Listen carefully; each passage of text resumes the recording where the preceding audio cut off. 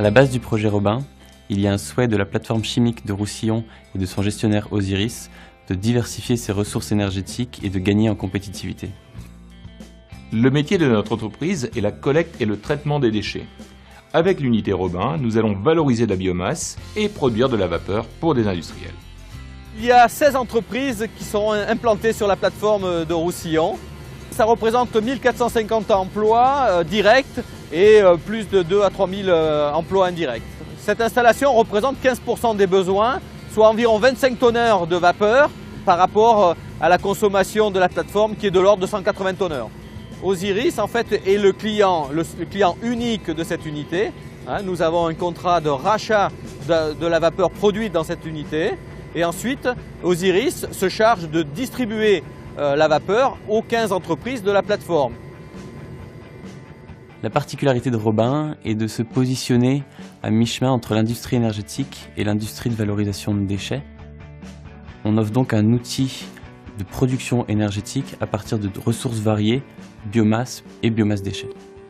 Le projet Robin a répondu à un appel à projet que lance le Fonds Chaleur, l'appel à projet BCIAT, Bois, Chaleur, Industrie, Agriculture tertiaire. C'est un appel à projet qui est destiné aux entreprises, aux professionnels, pour promouvoir la chaleur renouvelable dans leurs procédés industriels.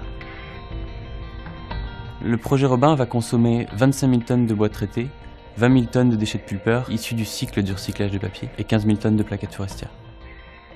L'approvisionnement en bois énergie au niveau régional s'organise autour de plateformes de regroupement, autour de plateformes de tri qui vont permettre de mailler le territoire et d'avoir des sources d'approvisionnement de proximité. Ce qui va faire aussi l'intérêt et le bénéfice environnemental de la filière.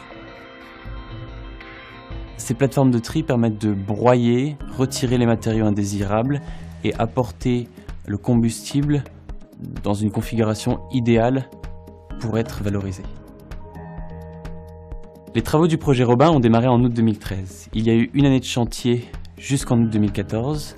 Nous avons alors démarré les essais pour une mise en service en novembre 2014. L'outil a un rendement qui permet de transformer plus de 85% de l'énergie contenue dans les combustibles en vapeur. On a alors une puissance de production de vapeur de plus de 21 MW.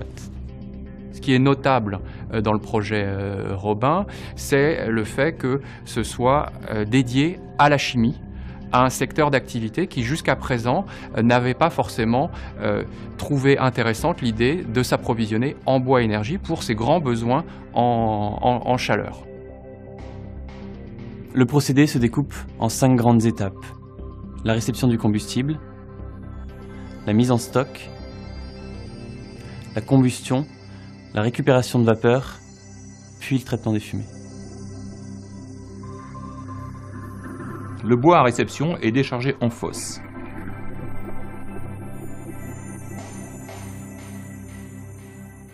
Ces fosses sont reprises par un système de convoyage automatisé.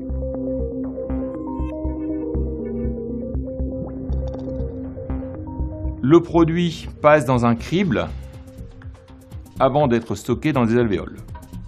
L'objectif de l'installation est d'optimiser la logistique et elle nous permet en moins d'1 heure de stocker le produit en alvéoles.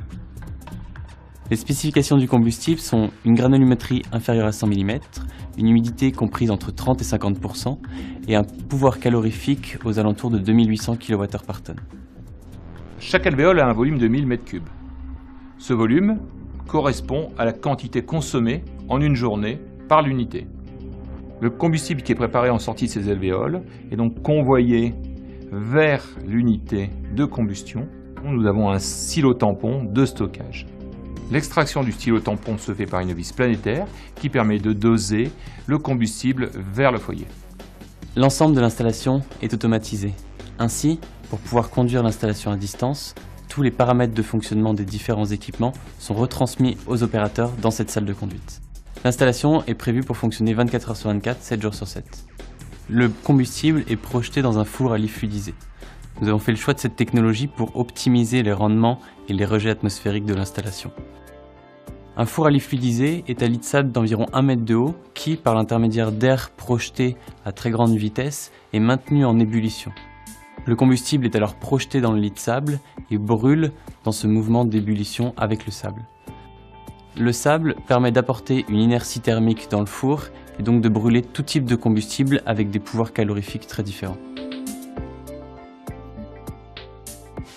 L'énergie de la combustion contenue dans les fumées est alors récupérée par l'intermédiaire d'une chaudière. La chaudière est composée d'une centaine de tubes et d'un ballon. L'eau rentre dans le ballon pour venir ensuite circuler dans les tubes de la chaudière où se passe l'échange d'énergie avec les fumées.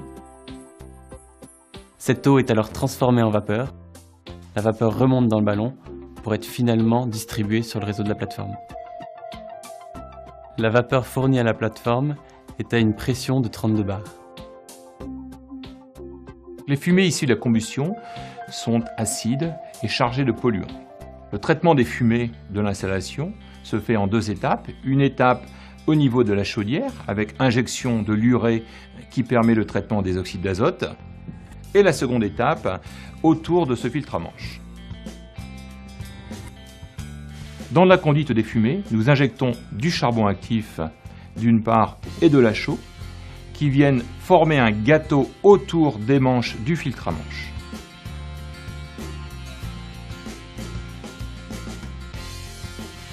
Le charbon actif permet de traiter les métaux lourds et la dioxine. La chaux, quant à elle, permet de traiter les gaz acides et les oxydes de soufre.